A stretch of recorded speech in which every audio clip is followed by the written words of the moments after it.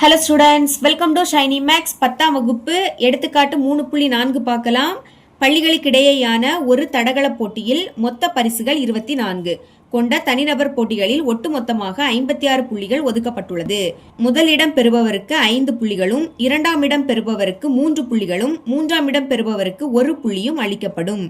இங்க முதலிடம் பெறுபவர்கள், இரண்டாம் இடம் பெறுபவர்கள், மூன்றாம் இடம் பெறுபவர்கள் அப்படி 3 விஷயம் இருக்கு. அதை நான் XYZ அப்படின்னு எடுத்துக்கிறேன். எழுதியிருக்கேன் பாருங்க. முதலிடம் பெறுபவர்களின் எண்ணிக்கை எக்ஸ், இரண்டாம் இடம் பெறுபவர்களின் எண்ணிக்கை ஒய், மூன்றாம் இடம் பெறுபவர்களின் எண்ணிக்கை இசட் என்க. இப்போ மொத்த பரிசுகள் எவ்வளவு? 24. அதாவது இந்த மூணையும் கூட்டினா அது 24க்கு சமமா இருக்கும். கூட்டலாமா? முதலிடம் பெறுபவர்களோட எண்ணிக்கை எக்ஸ், இரண்டாம் இடம் பெறுபவர்களோட எண்ணிக்கை ஒய், மூன்றாம் இடம் பெறுபவர்களோட எண்ணிக்கை இசட். இது எதற்கு சமமா இருக்கும்? 24க்கு சமமா இருக்கும். சமன்பாடு 1 எடுத்துக்கலாம். அடுத்து ஒட்டு மொத்தமாக 56 புள்ளிகள். சரிங்களா? அதுல முதலிடம் பெறுபவருக்கு 5 புள்ளிகளும், நம்ம முதலிடம் பெறுபவர்களை எக்ஸ்ன்னு எடுத்துக்கிட்டோம், அவங்களுக்கு 5 புள்ளி. அப்ப 5ஐயும் எக்ஸையும் பெருக்குனா என்ன கிடைக்கும்? 5x அப்படின்னு கிடைக்கும். எழுதிக்கலாம். 5x பிளஸ் வரும். இனி இரண்டாம் இடம் பெறுபவருக்கு 3 புள்ளிகளும், இரண்டாம் இடம் பெறுபவர்களை ஒய்ன்னு எடுத்துக்கிட்டோம், இவங்களுக்கு 3 புள்ளி. அப்போ 3ஐயும் ஒய்யையும் பெருக்குனா 3y. எழுதிக்கலாம். 3y பிளஸ் மூன்றாம் இடம் பெறுபவருக்கு 1 புள்ளியும், மூன்றாம் இடம் பெறுபவர்களை இசட்னு எடுத்துக்கிட்டோம், அப்ப இசட்டையும் 1ஐயும் பெருக்குனா இசட் தான். எழுதிக்கலாம் இசட். மொத்த புள்ளி எவ்வளவு? 56. அதுதான் சமத்துக்கு அந்த பக்கம் வரும். பாருங்க, ஒட்டு மொத்தமாக 56 புள்ளிகள். இப்ப இதை சமன்பாடு 2 எடுத்துக்கலாம். மூணாவது சமன்பாடை உருவாக்கலாமா? மூன்றாம் இடம் பெற்றவர்களின் எண்ணிக்கை முதல் மற்றும் இரண்டாம் இடங்களை பிடித்தவர்களின் எண்ணிக்கையின் கூடுதலுக்கு சமம். அதாவது மூன்றாம் இடம் பெற்றவர்களோட எண்ணிக்கை. இதை நம்ம இசட் தானே எடுத்துக்கிட்டோம். இசட் இது எதற்கு சமமா இருக்கும்னா, முதல் மற்றும் இரண்டாம் இடங்களை பிடித்தவர்களின் எண்ணிக்கையின் கூடுதலுக்கு சமம். முதல் இடம் பிடித்தவர்களை எக்ஸ்ன்னு எடுத்துக்கிட்டோம், இரண்டாம் இடம் பிடித்தவர்களை ஒய்ன்னு எடுத்துக்கிட்டோம். கூடுதல், அப்போ இதை ரெண்டையும் கூட்டணும். எக்ஸையும் ஒய்யையும் கூட்டினா என்ன கிடைக்கும்? எக்ஸ் கூட்டல் ஒய். சரிங்களா? இப்ப இதை இந்த சைடும் இசட் அந்த சைடும் கொண்டு போகலாமா? எக்ஸ் கூட்டல் ஒய் அது இங்க இருக்கட்டு, சமம் அந்த சைடு இசட். இப்படி இடம் மாற்றும் போது குறியீடு மாறாது. இதை நம்ம சமன்பாடு 3 எடுத்துக்கலாம். இங்க என்ன கண்டுபிடிக்கணும்னா, முதல் இரண்டாம் மற்றும் மூன்றாம் இடம் பெற்றவர்களின் எண்ணிக்கையை காண்க. அதாவது எக்ஸ் ஒய் இசட் அதோட மதிப்பை தான் கண்டுபிடிக்கணும். சால்வ் பண்ணலாம். இப்ப சமன்பாடு 3 சமன்பாடு 1ல பிரதியிட போறேன்.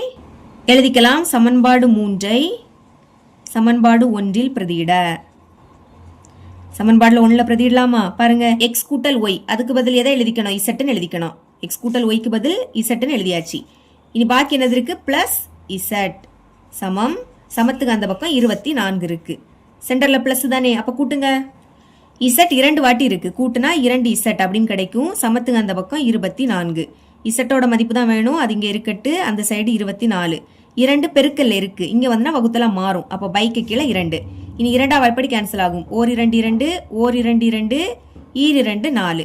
இதுக்கு மேல கேன்சல் பண்ண முடியாது. அப்ப மேல பாக்கி 12 இருக்கு, கீழே 1 எழுதிக்காண்டா. இதுதான் இசட்டோட மதிப்பு. சரிங்களா?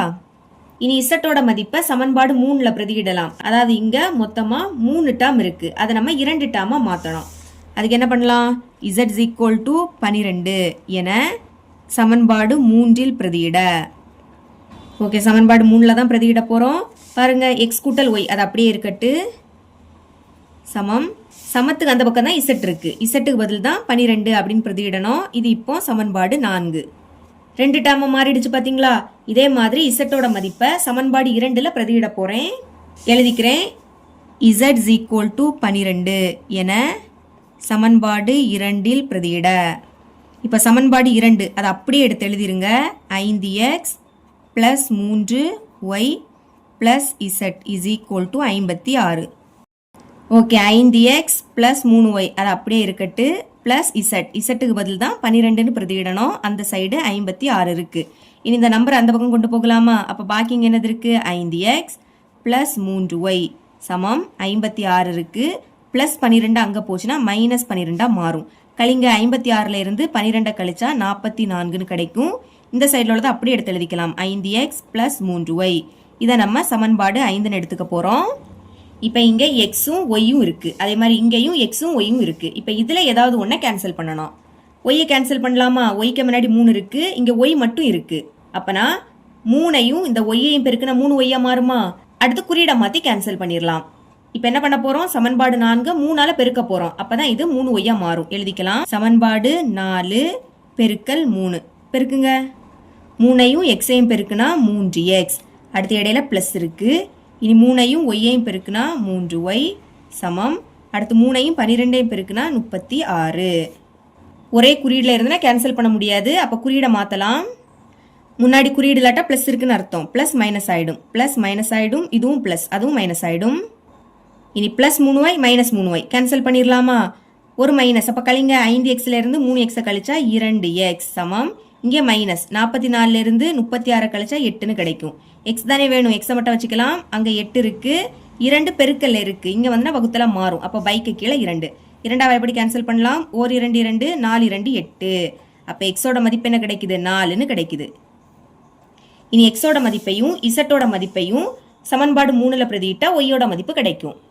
அதான் எழுதியிருக்கேன். x = 4 z = 12 என சமன்பாடு 3ல் பிரதியிட. அப்படி எழுதிக்கிட்டு சமன்பாடு 3 எடுத்து எழுதியாச்சு. எக்ஸோட மதிப்பு என்னது? 4 பிளஸ் ஒய் தான் கண்டுபிடிக்கணும். அது அப்படியே இருக்கட்டு. இசட்டோட மதிப்பு 12.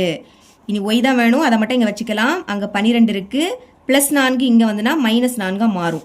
12ல இருந்து 4 கழிச்சா என்ன கிடைக்கும்? 8ன்னு கிடைக்கும். இதுதான் ஒய்யோட மதிப்பு. எல்லா மதிப்பையும் கண்டுபிடிச்சாச்சு. ஆன்சர் எடுத்து எழுதிக்கலாமா? தேர்ஃபோர் முதலிடம் பெற்றவர்களின் எண்ணிக்கை. இதை நம்ம எக்ஸ்ன்னு எடுத்துக்கிட்டோம். எக்ஸோட மதிப்பு என்ன கிடைச்சி? 4ன்னு கிடைச்சி. அடுத்து இரண்டாம் இடம் பெற்றவர்களின் எண்ணிக்கை. இதை நம்ம ஒய்ன்னு எடுத்துக்கிட்டோம். ஒய்யோட மதிப்பு 8ன்னு கிடைக்குது. இனி மூன்றாம் இடம் பெற்றவர்களின் எண்ணிக்கை. இதை நம்ம இசட்டுன்னு எடுத்துக்கிட்டோம். இசட்டோட மதிப்பு 12 ஆகும். இப்படி ஆன்சர் எழுதி முடிச்சுக்கோங்க. இவ்வளோதான் இந்த சம்.